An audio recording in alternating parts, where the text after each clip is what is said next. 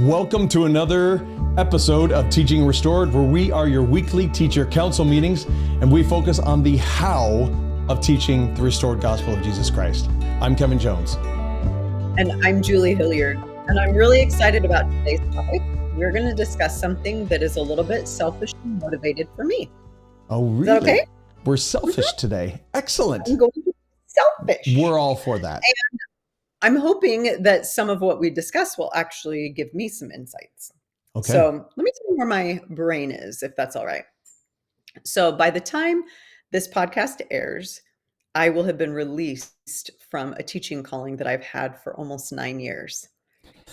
Oh, like, I'm so sad. I bet you are.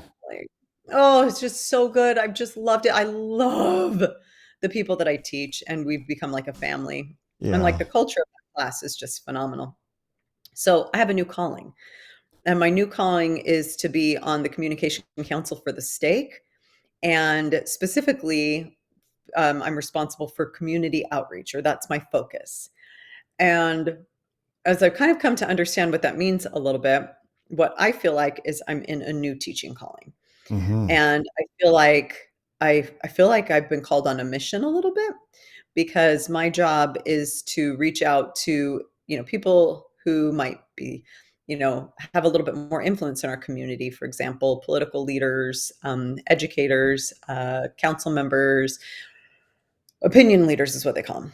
And I'm thinking about like the members of the stake who are going to be reaching out to others in their individual circles and in their community, because we have a temple coming to our area. It's actually going to be within our stake boundaries, and it's about my 1.5 mile mark on my run is here. It's about 1.75 miles from my house. Like, I can run there. Not too shabby. Pretty much the greatest thing ever, let's be honest.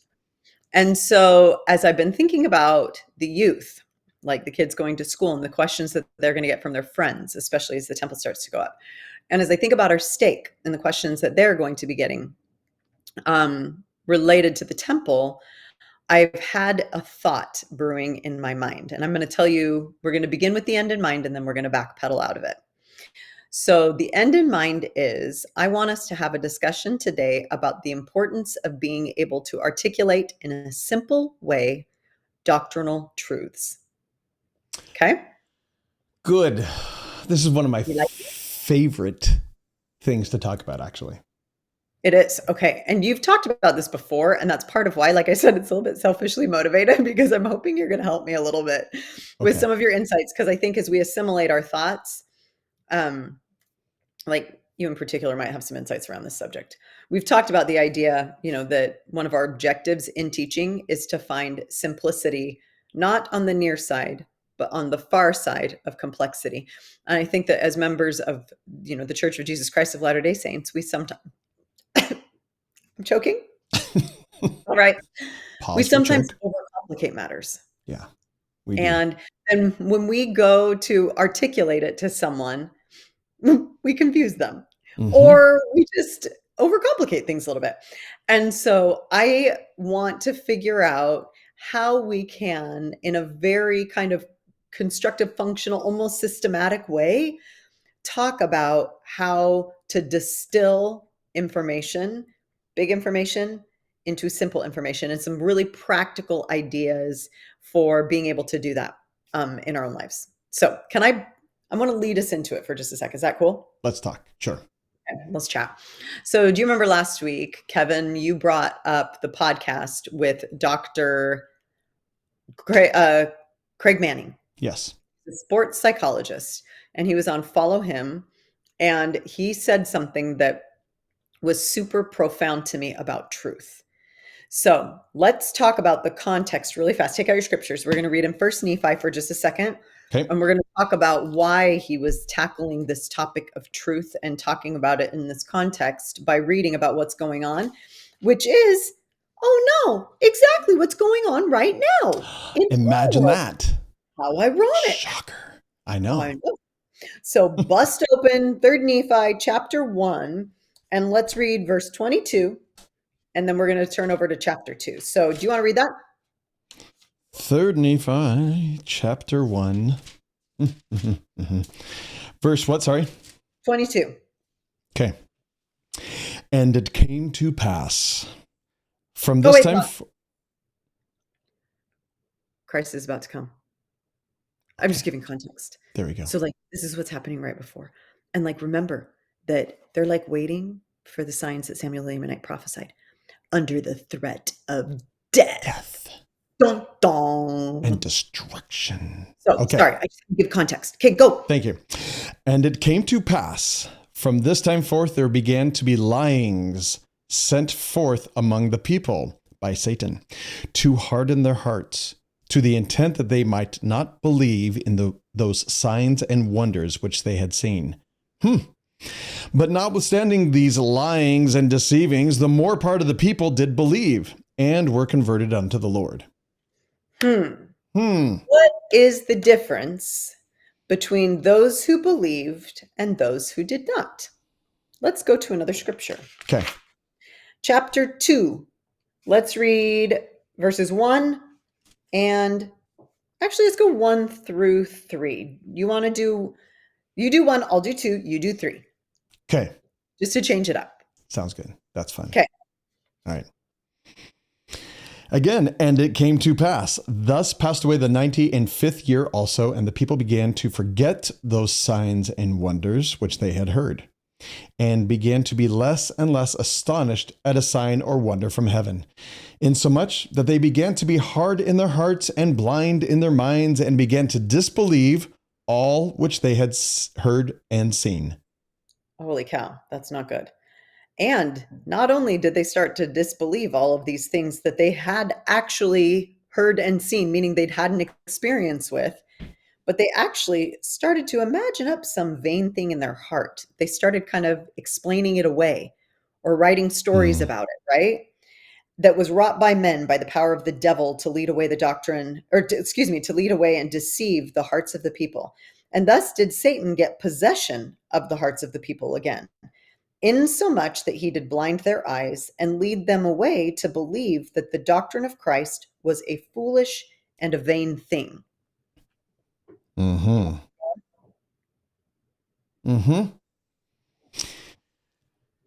Dude, My turn. That's right. Oh, that's my turn. I'm thinking about these different things. Oh, yes. Okay. I shall continue to read. Here we go. And it came to pass that the people began to wax strong in wickedness and abominations.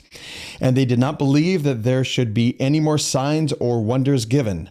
And Satan did go about, leading away the hearts of the people, tempting them and causing them that they should do great wickedness in the land. Okay, so let's kind of try and organize this just a little bit. All right. What are some of the things that are happening and what, like, that's relatable to us, right? And what is the difference between those who remain believers and those who become unbelievers or who are deceived or who fall prey to some of these strategies of Satan? Okay. What are your thoughts? So as I read verse 2, I pictured in my mind that there's kind of a funnel here, kind of a filtering out.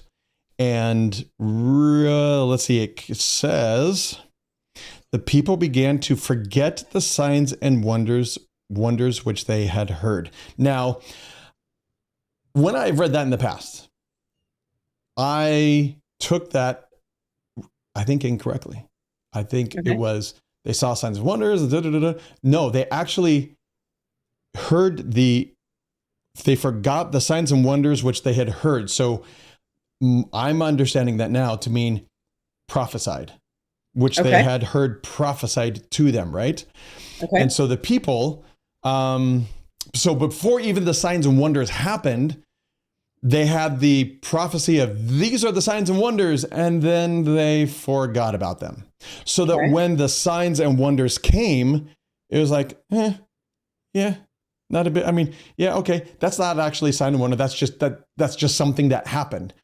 Forgetting that, no, prophet so-and-so actually said that was going to happen, and this is the way it was going to happen. So that when they came, they weren't amazed by it. Right. So that kind of, for me, in this little bit, is the linchpin that if we're forgetting that they were even spoken or prophesied of, then it's really easy to not be amazed by what's happening and just take it as Okay. part of life. So I kind of hear you talking about a process a little bit. Mm-hmm. Like, so they hear some things that are prophesied about, and then they kind of are like, oh, Mm-hmm. well, whatevs, kind of, or they start to forget a little bit about them. But then, Okay. like, look at this process and how it kind of goes. It's like, their heart started to get a little bit hard. They're like, not sure about that. Go to like in verse 1 of chapter 2, this is the part. They began to be less and less astonished, Mm-hmm. right? And then they begin to disbelieve, and then they write up a different story about it, right? And they Mm-hmm. try and explain it away. And then next thing you know, they can't see it, they can't hear it, and they're like, peace out, doing other stuff. Right. So why, like if you look back at verse 22 of chapter 1, it says the more part of the people did believe. So think those aren't the people that are being led away to do these wicked things by Satan. So Mm-hmm. what is the difference between those that Satan was able to catch hold of and those that were able to stay rooted? Because they were experiencing the same things, they were hearing the same prophecies, they were living in the same like area. And I think that this is happening right now. Like we can be living in the same area, we're listening to the same general conference, or whatever, and yet there are people Yep. that are choosing to stay and there are people that are choosing to leave. What is the difference? And so let me kind of tell you a little bit about what he said about truth. He Okay. talked about the idea that a lot of society right now is living in fight or flight mode. We are operating from a place of fear. And what happens to the brain when we're operating from a place of fear is that it functions differently. Like I think about, our higher functioning and reasoning being kind of in this prefrontal cortex, where a lot of the other stuff, like the self-preservation and being in survival mode, is stuff that's happening back in your amygdala, which is lower on the brainstem. And so if we kind of experience things or process moving up the brain, I'm doing a very lovely little hand gesture across my own noggin. But if we function kind of in that way, when we're in fight or flight or survival mode, it is our lower brain function only. We're not capable of higher reasoning. And so part of what he's saying is that Satan is really part of what Dr. Manning said is that Satan has a lot of power if he can keep people in a place of fear. And if he can keep people in this kind of fight or flight mode where they're operating from a place of fear. So tell me, Kevin, and I know you listen to this podcast, so you can just kind of pull it from that, or you can tell me your own thoughts, but what happens to you when you are operating from a place of fear? What's your behavior like? I kind of see it is as a defense mode. I go into defense instead of offense. I start thinking, okay, how do I avoid? What can I do to mitigate? What can I do to make sure something doesn't happen or the negative effects doesn't happen, rather than and there, I mean, there it's just more of a reaction, and I've got to try to get away, or I mean, and it's really, I mean, the fight or flight, right? You Right. can fight it and say, okay, well, forget that. And you're Mhm. so focused on it that you forget everything else. And when we aren't living in that, we're more on offense and we're more proactive and we're more creative, I would say, in and kind of reaching outside of ourselves. Fight or flight is all about us, all about ourselves. Okay. So reactive versus proactive, self-centered versus able to see outside of yourself. Those are two of the big things I heard in what you said, right? Yes. I also think that part of it is that we try and control more around Mm-hmm. us. So I think that when we're in fight or flight more, we are more inclined to imagine up some vain thing in our hearts. We're more inclined to write stories to explain things because we feel like we have more control over something when we have an explanation for it.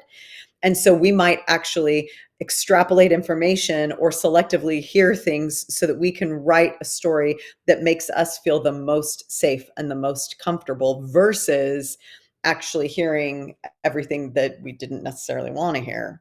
And I think so we start to be more selective in our listening. We start to be more authoritarian in the way that we talk to people because we're trying to control them and subdue them and get control over them. Or we become more like passive and retreating and less capable of having relationships with people. So when you think about that and you think about our role as teachers, if we are coming from a place of fear, tell me how that might play out when you are having a gospel discussion with a child who believes differently than you do, a group of youth who challenge you, a group of adults where someone says that they know more than you and they raise their hand in class and just keep kind of disagreeing with you, a member of the community who tells you all of the bad stuff that they've heard about the church. So, as a teacher, if you are in survival mode and you feel the need to control things, tell me a little bit about what that experience ends up looking like. I can see for me, I would be in approving mode. Okay, that's good. I would try to prove and control things by trying to prove that something is true, that something is more correct than another, that this is reality compared to what you think is reality. No, Right. it is this way. So I'm trying to control and prove the whole thing rather than almost have a discussion with and understand and proving I really don't care what they're saying. I'm just trying to get my point across, right? And Right. then in the opposite, I want to know their perspective. I want to understand them, but in proving I don't. I just want to say, no, this is it, and here's how I prove it. That is so good. We are in proving mode. I think that that's a defensive strategy, right? Yes. And so going into proving mode, it's almost like you think about some of the phrases that are used here. We become unable to hear. We become blind in our eyes. We become, unable to see. We like our senses become muted when we're in survival mode. Except actually, when you're in survival mode, your senses become heightened. So that's not totally true. I'm talking about like your mental capacities. Like you cease to be able to listen and you're so intent on getting your point across that it isn't a discussion like you said. Right. That's perfect explanation. We kind of go into proving mode. So, one of the points that I want to make, because I've experienced this in the past, when I'm having a discussion with someone and I find myself wanting to talk over them, I find myself preparing my reply, I find myself feeling defensive and speaking in a defensive way, or almost feeling the need to speak more passionately about something because, like, in a more authoritarian way, almost, or to overstate or to whatever. That needs to be a clue to me that I am operating from a place of fear. Isn't Agreed. that? I've been there. Yes. Like, I I think we remember. all have. Yeah. Right. I remember this one experience in particular where I was talking to a woman who I absolutely love, but because I was feeling so much enthusiasm about the gospel and her receptivity to it, when she asked me a question about homosexuality and how the church feels about it, I just took data, information, this, and I just started like pummeling Wow. her with it, right? Because I wanted to prove that we are not homophobic, that we are not discriminating against people of different sexual orientations, that it's an inclusive church. But I was like, prove it. And I felt it in me. And I remember getting done with that experience, and all I reflected on was content. I Mm, didn't reflect at all on whether or not the spirit had been part of that discussion. right. So now let's flip it on its head. And you kind of alluded to some of these things, but when you aren't operating from a place of fear, what are you operating from? Simply, I would say the spirit. Okay. But what Okay. is that? Like, what is you operating with the spirit? Where does that place you psychologically? If you're not in survival mode, Well, it's not a selfish mode. It's not it's not a point of I need to prove to you because I know that in the conversation, if I don't prove anything to that person, that's okay. maybe that's not the point. Maybe the point is not to prove, but maybe it's more, I just need to connect with this person more Oh, than so your anything. objective changes entirely. Entirely changes.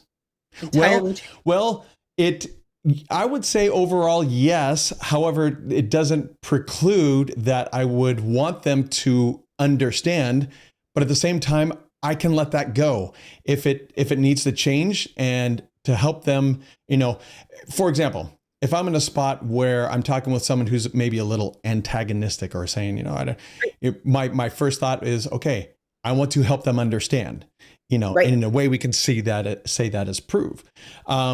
But at the same time, I may get to the point where, they actually don't want to be proven one way or the other. They just want to get whatever's on their chest off of it so they can say whatever they need to. And this is more of a connection time. Okay. And so I'm okay with changing my goal in that conversation. Okay. So when you talk about, first of all, you said so much. I'm gonna like try Sorry. and give a couple. No, it was so good. So one of the words that I would use is that you recognize that they need emotional air when they start being a little bit of antagonistic towards you. And that emotional air thing comes from the example that I've given before, where if you were to suck all of the air out of the room, you're not going to be able to hear anything someone else is saying because all you want is oxygen. And air is to the body what feeling understood is to the heart. And so you give someone emotional oxygen Mm-hmm. by seeking to understand them. And then their ears can open. Your ears close when you feel threatened in some way Yeah. or when you need emotional air. And so you can switch your objective when you recognize that in someone else. But why can you switch your objective? Like, what gives you the power, the ability? And you're going to say the spirit, but I want to get into this a Okay. little bit more. What gives you the ability to say, oh, wait a minute, you need emotional air. Let me give that to you first.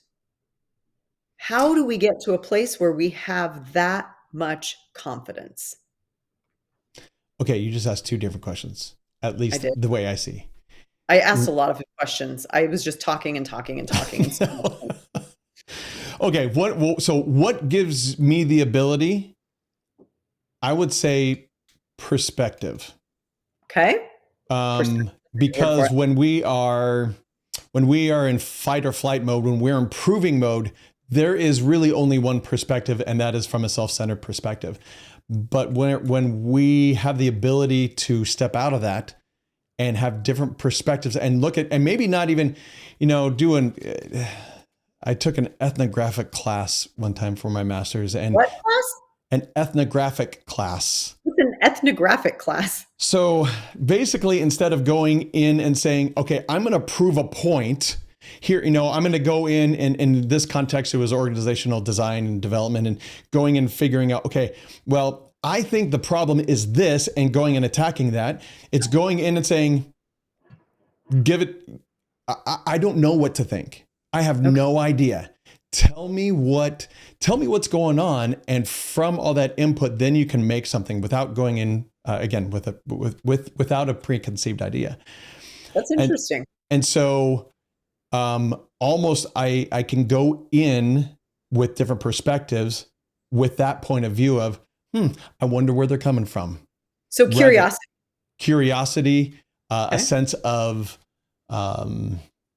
discovery at the Okay. same time. So again, though, how come you can do that?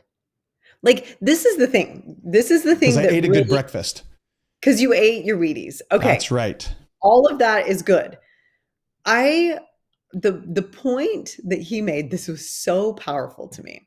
I'm just gonna like spew it out and tell, because everything you're saying is gonna prove this point, but it was so powerful to me.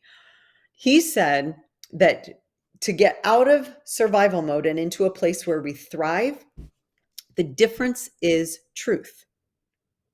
That That's if right. I remember we that. Okay. understand truth, we feel the fruit of that is confidence, and the fruit of it is also humility. And so this is how I kind of pictured it. I'm like, if I, for example, here I am in this new role and I need to, let's say I'm going to go stand before this community leader and I'm going to talk to him as a representative of the Vancouver East Stake.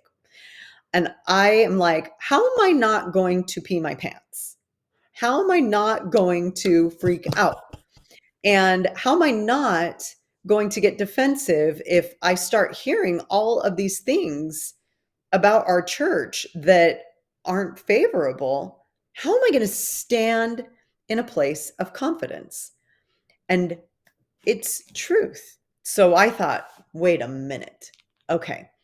So what does that mean for me? And I realized that I need to be able to become so rooted in truth that it doesn't matter what someone throws at me, that I can just stand in a place of confidence. And so now, fast forward this week. So I've been mulling over this, right? Okay. Um, so I do consulting in a couple of different dental practices. And one of the things that I do is I help them to navigate difficult conversations that they need to have. And there was a conversation that needed to take place with this father who was really, really upset about something. And he had lambasted in a rude, irrational way, one of our colleagues, somebody that we had referred to him. And it was really interesting because she came to me and she's like, she just rolled over and played dead. She was responding to him. They'd had a verbal conversation. He'd written her this email and threatened her in the email, like with legal suits and things like that. And so I got on the phone with her and we're talking about it. And she had crafted this email that she wanted me to approve. And I was like, no way, because she just rolled over and played dead. And so I said to her, because she just didn't want the threats, she's like, forget it. You can just have it. Whatever it is, Mm-hmm. you're right. I'm so sorry.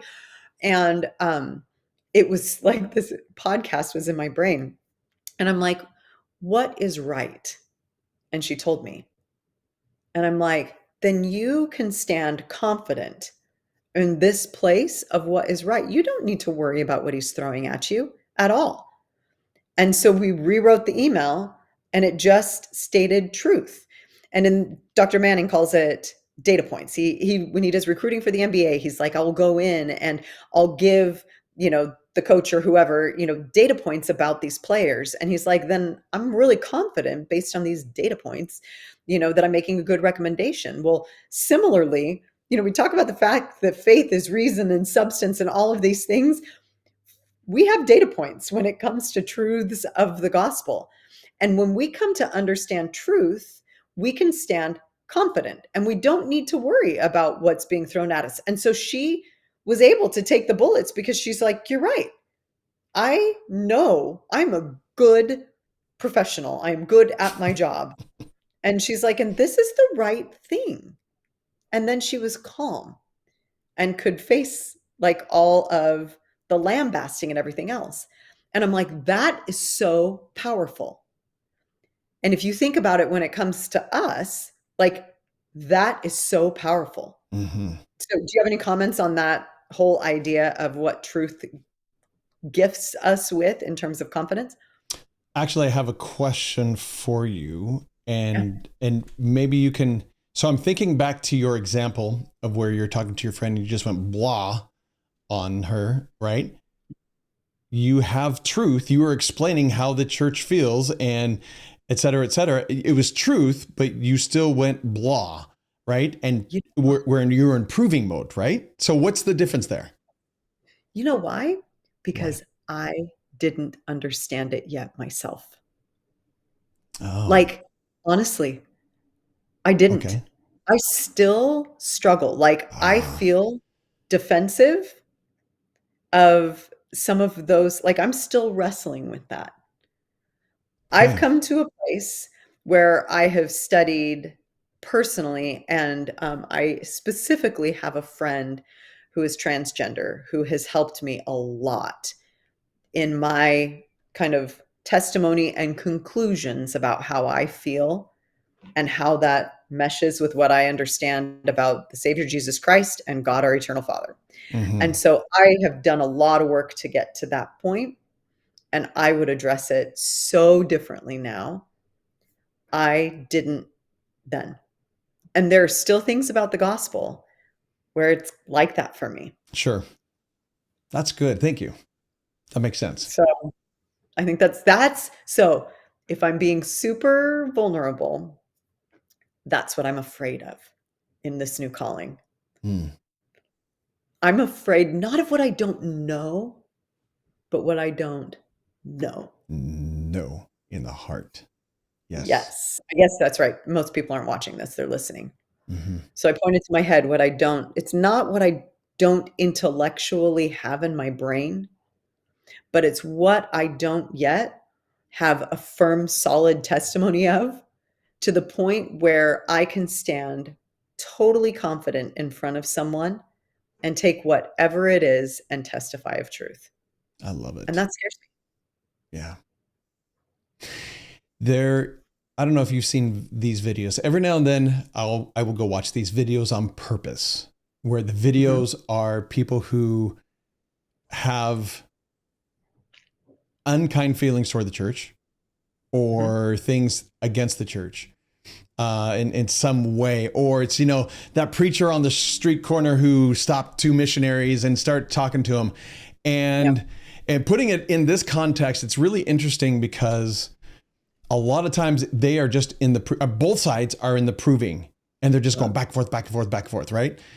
Mhm, But there have been many times when instead of the proving, it's just maybe a testimony, or maybe mhm, they have experienced, and I think that's a lot of what it is the experience, which is why so much of trying to, and maybe I'm jumping ahead here, but trying to talk about things very simply. When you have uh-huh. the experience, it's so much easier Totally, to totally agree.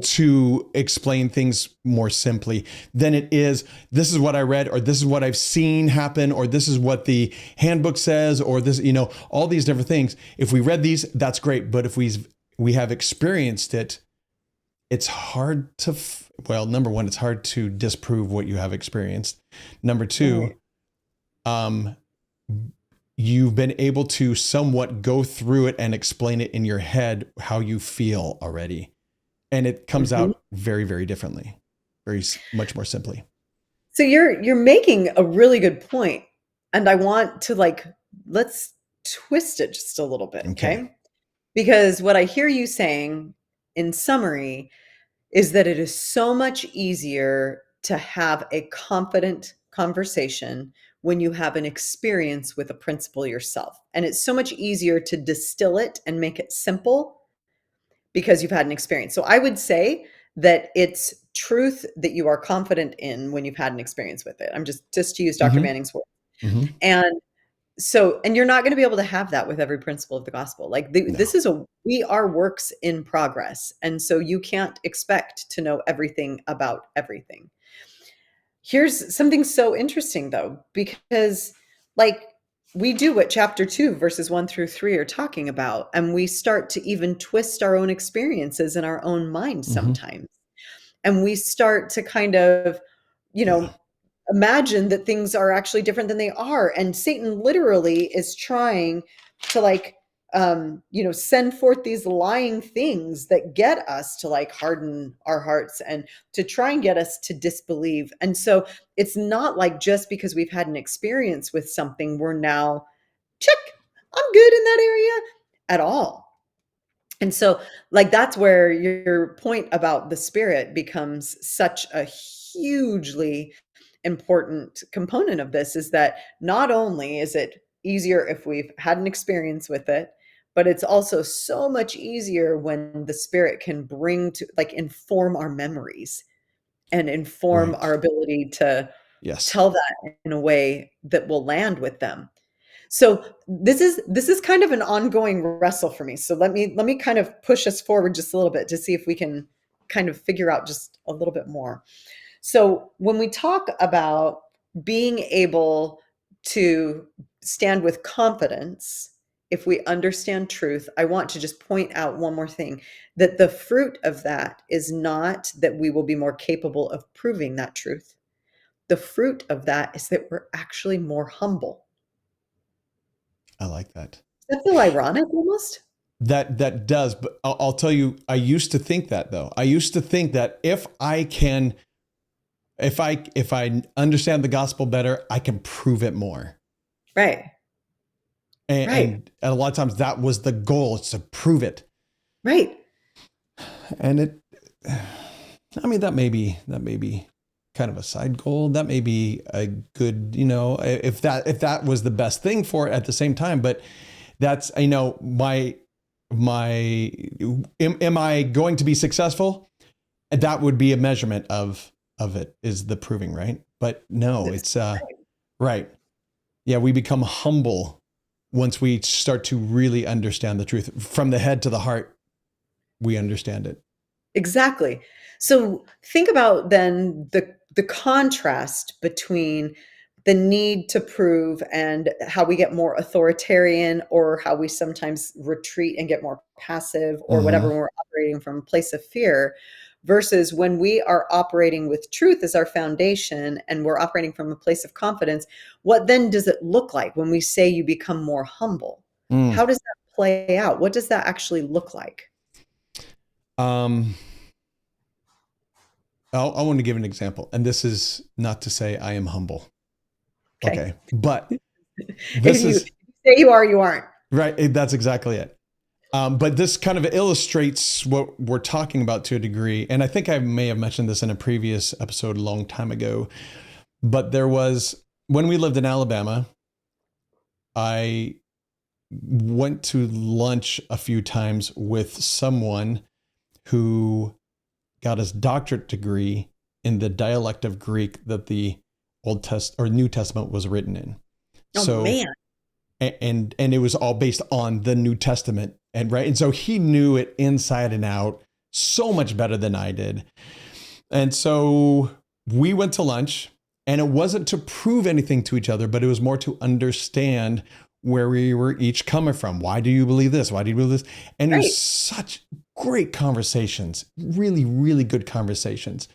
Um, some of it was proving. He would say, well, actually, the dialect of Greek says this specific thing. It doesn't even mention that, and so that's actually not what it is. And okay, that's good to know. And so we Right. would go through a number of things, but a lot of it was, I take away this and our feelings and our testimony. And then in the end, he said, so do you think all Mormons are going to heaven? And I said, no. And he said, do you think people who are not Mormon will get to heaven? And I said, yes.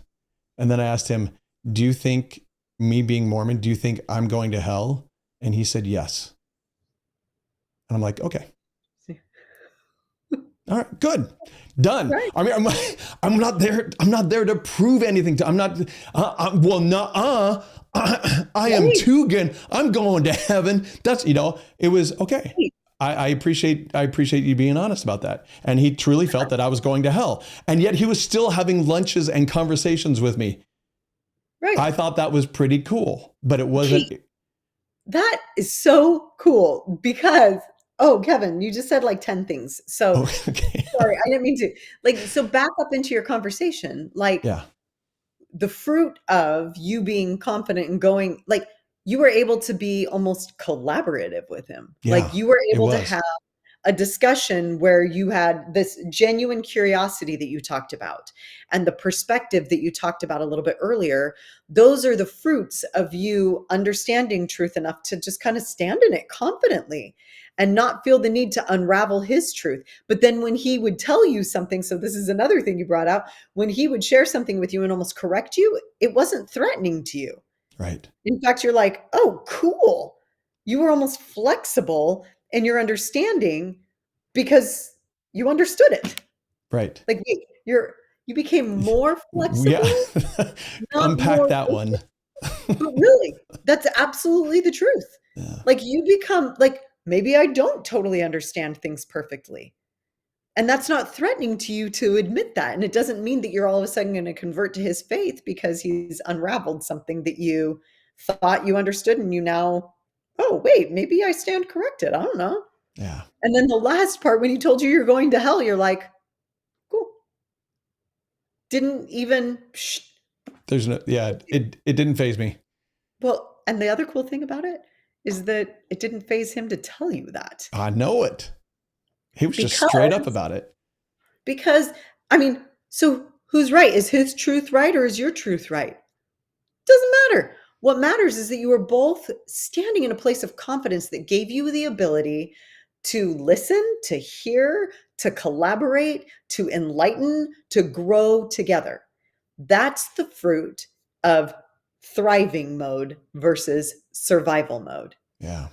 So when you think about Zion and what Zion's supposed to look like, it says one heart, one mind. It doesn't mean we're all going to think the same. It means we're all focused on the same things.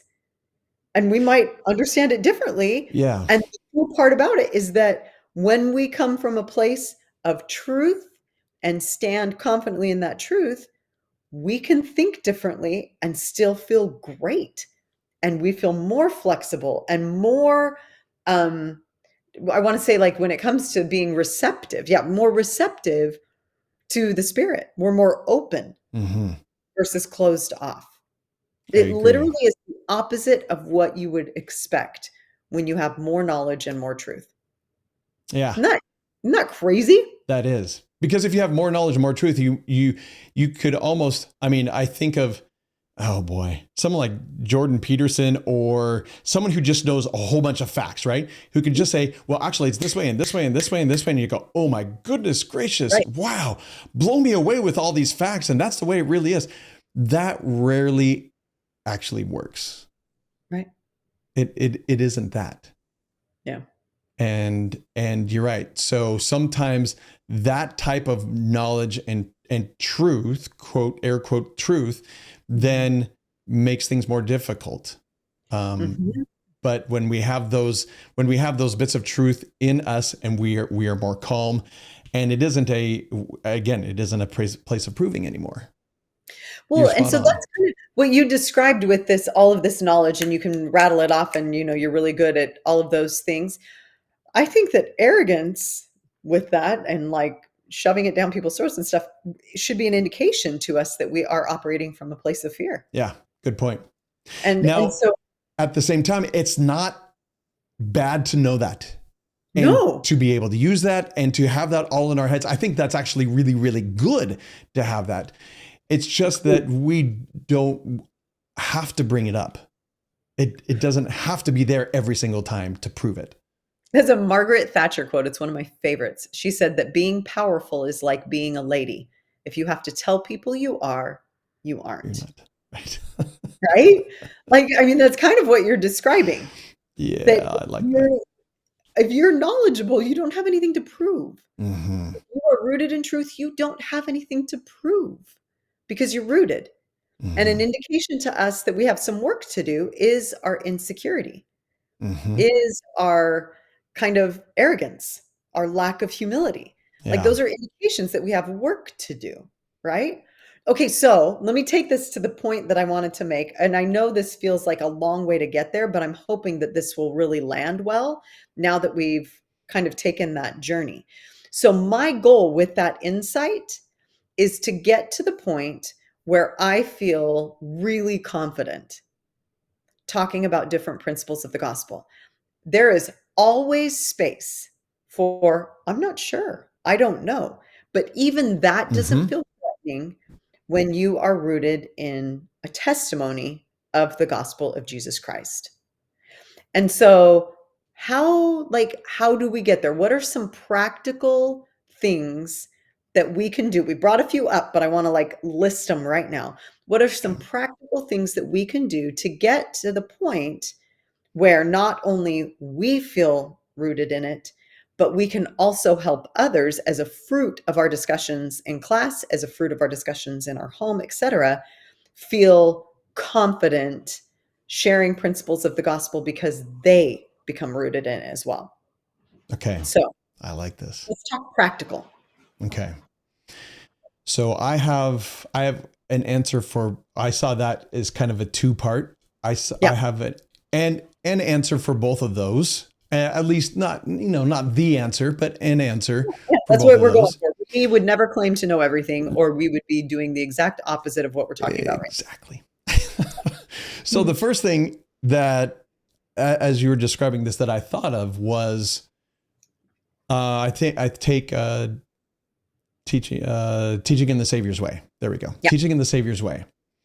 And any other time they talk about being a good teacher, and we've mentioned this on this podcast before, they don't talk about what you can do as a teacher.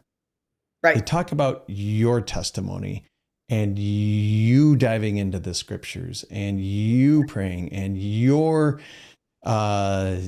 connection with the divine. And that, I think, is probably the most important thing. We can learn all the facts, we can learn all the figures, we can learn the content. That will never substitute for us understanding. And then not only just understanding it, but like you said earlier, from your head to your heart, how do you experience it? When you have those experiences, then you can go from a place of confidence. So that's one bit. And then the other bit, that's right. When we are talking with our friends about the gospel, what comes to mind is a talk that Elder, I'm almost positive it's M. Russell Ballard gave years ago. And he said something along the lines of, when someone says, tell me a little bit about your church, we may be tempted to talk about how many temples we have and how much aid we are giving to people, and then how missionary efforts, and just go on and on and on about family home evening. And then we have the word of wisdom, and then we have the Book of Mormon, and you keep going to this, right? And he says, no. And he said, it's good to know those facts and it's good to understand that, but then it's really, well, what are they trying to do? What are they trying to understand? So if we understand what they are looking for, we can help them with that one thing. And it may not even be a fact that they're really searching for. It may just, like I mentioned earlier, I need to talk about this. I need to get this off my shoulder. Yeah, because I've heard this, and that's horrible. At least from their perspective, oh, that's horrible. I can't believe you guys do that. Right. Yeah. But I think we need to understand where they're coming from, and then us respond appropriately and help them. The way I look at it is I try to help them with the next step, and that's it. Not 5 steps later too.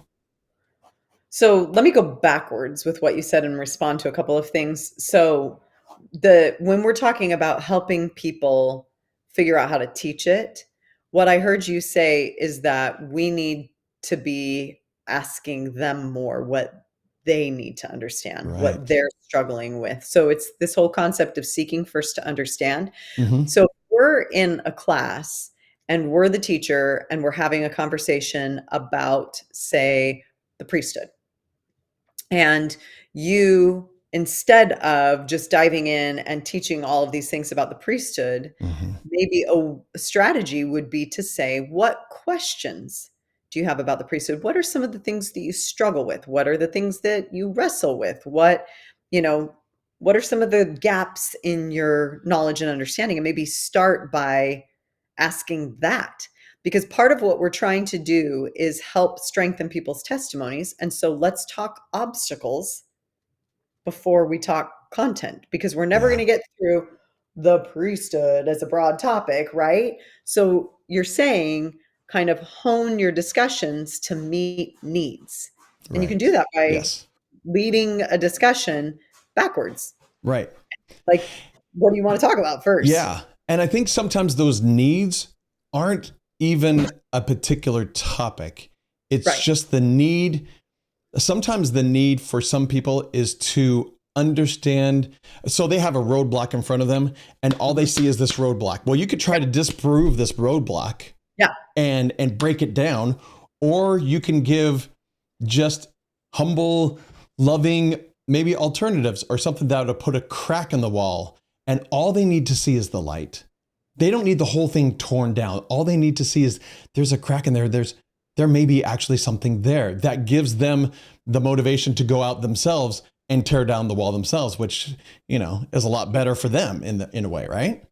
Well, I mean, I'm not in any way. When you started to say that, I was like, oh, I think I sounded like I was suggesting that we go after disproving Oh, negatives, no, and no, I'm no, no. I didn't think that you said that. No. oh, well, but to be clear, that's not what we're Okay. suggesting at all. Correct. But I think that what we are suggesting is let's figure out what the stumbling blocks are.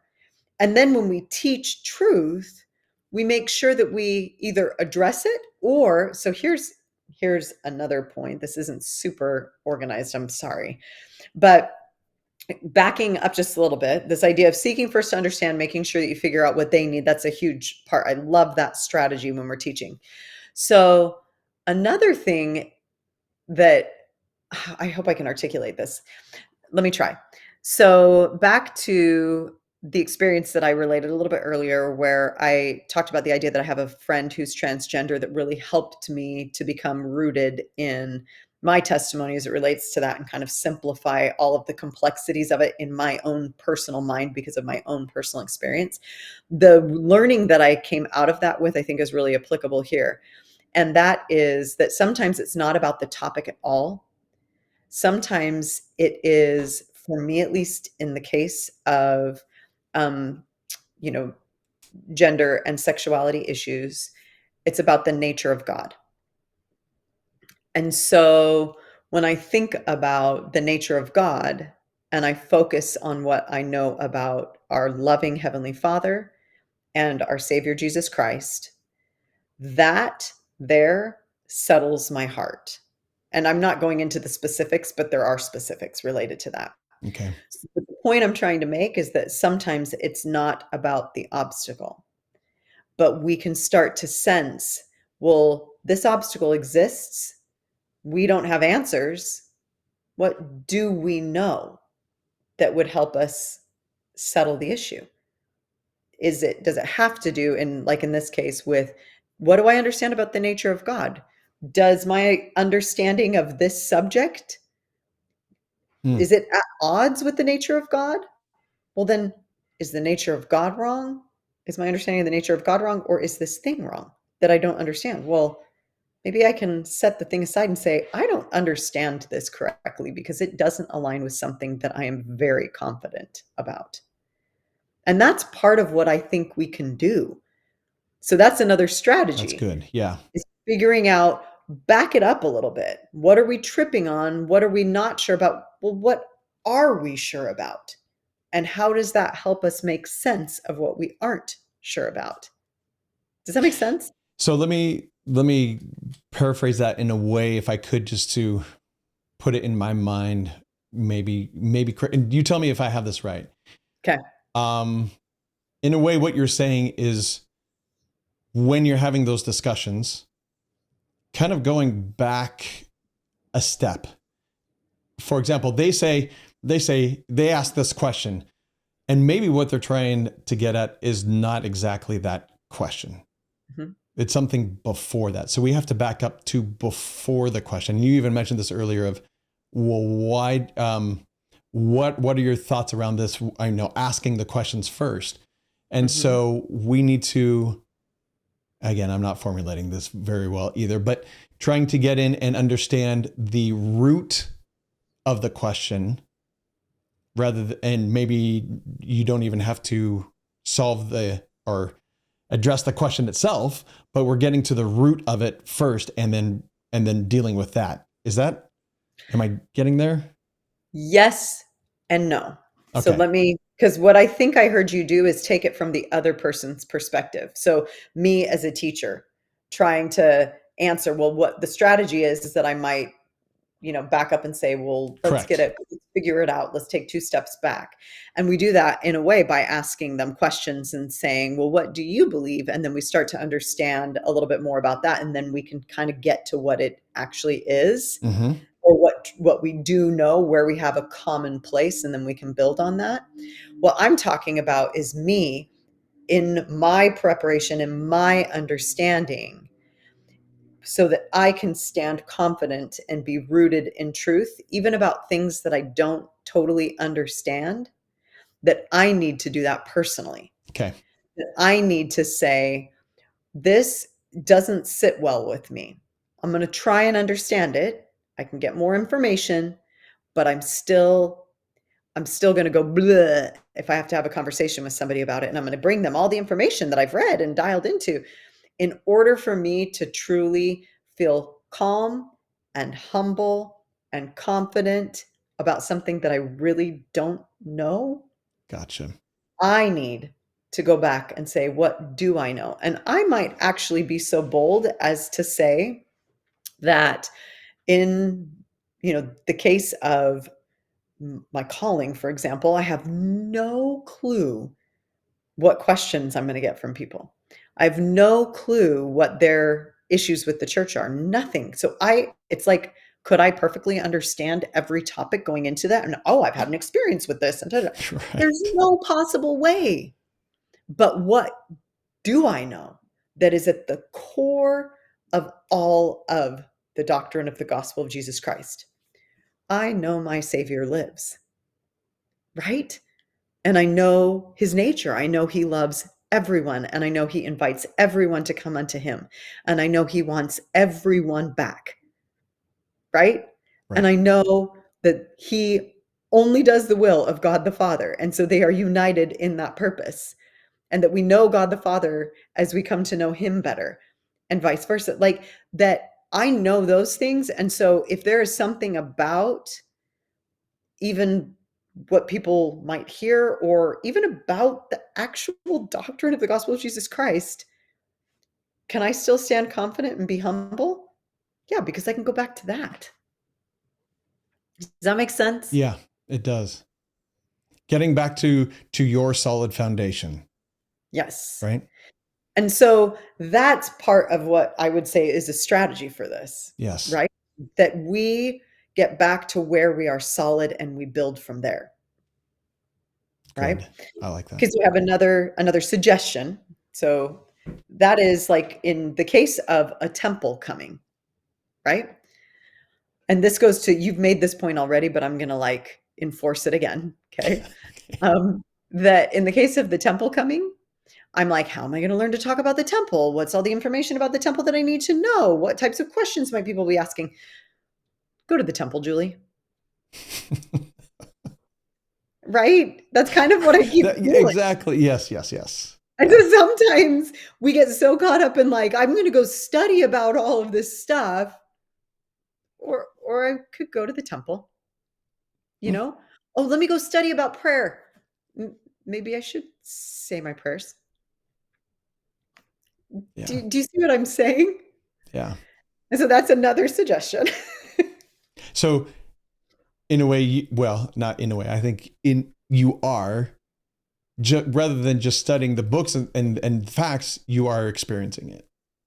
That's exactly what you were saying earlier. That is me trying to Yeah. reiterate that. Go. Exactly. Yeah. That's beautiful. Yeah. Go to. I love Exactly. that. And it is so simple. Just go to the Yeah. temple. Oh, Yeah. well, that was a tough one. Oh, yeah. Good job, me. Yeah. And so we've made a few suggestions. They've been a little bit disorganized. They're not in a sequence. I can't write them down in a list for you or anything like that. But let me summarize the point, if that's okay. Yes. All of this to me, and my big epiphany was that I don't have to have all the answers. Mm-hmm. I just I can and I will stand confident in who my Savior Jesus Christ is and whose work we are doing. And if I can stand confident there, it really doesn't matter what other people throw at me. And so if I am feeling weak or if I am feeling insecure, my job is to lean into that truth. My job is to lean into that relationship. My job is to wrestle with it. My job is to try and have more experiences with it. My job is not to work to prove it to everybody else. And so I just encourage all of us is that if we find ourselves feeling insecure, if we find ourselves being more aggressive or retreating more or trying to control everybody else's narrative more. And even in the classroom setting, this is sometimes true. Like we start to feel insecure, and so we try to control the narrative a little Mm-hmm. bit more and make it a little bit more like, "Ooh, I'm comfortable with that. I'm a little uncomfortable with that." I We got to work on us.